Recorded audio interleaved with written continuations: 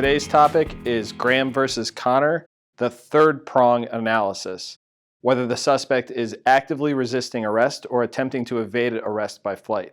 I'm Steve Serbalik, and I'm a panel attorney with As Cops in Arizona.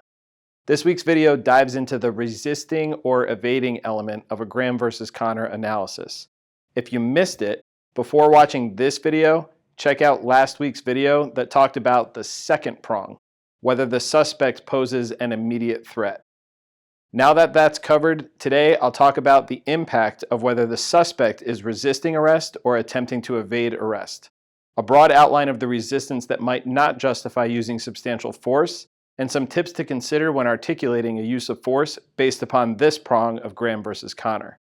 As always, please keep in mind that this is a general topic overview, not legal advice, and at the heart of Graham versus Connor is a totality of the circumstances analysis. So if you have questions about a specific incident, ask for help. So first, let's talk about why the resistance or escape element matters in use of force cases. Generally speaking, courts recognize that officers have a duty to arrest suspects when probable cause exists to believe that the suspect committed a crime, and are allowed to use force to effect an arrest. But not all levels of force are appropriate just because a suspect is resisting or evading arrest.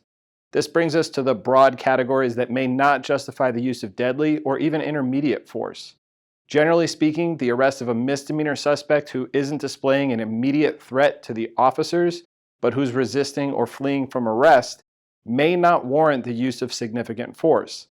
On the other hand, attempting to arrest a violent fleeing felon may justify the use of significant or even deadly force. Next, let's talk about some tips to consider when articulating the resistance or flight element of Graham versus Connor. In evaluating an officer's use of force, it's always important to remember that courts will consider the totality of the circumstances, which means the fact that a suspect is actively resisting or evading arrest is considered as to whether or not the use of force was reasonable. So while a resisting suspect may justify some force to overcome the resistance, and threats posed to the officer by active resistance, like a suspect kicking or injuring the police officer, can raise the level of force that's appropriate.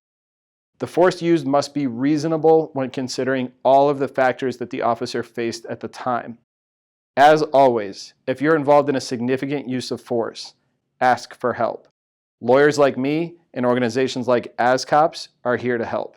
Just give us a call.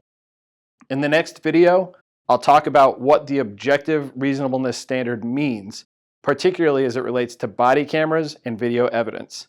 If you found this video helpful, please hit the like button below and subscribe for more law enforcement lessons. In particular, check out next week's video on objective reasonableness and the impact of body cameras.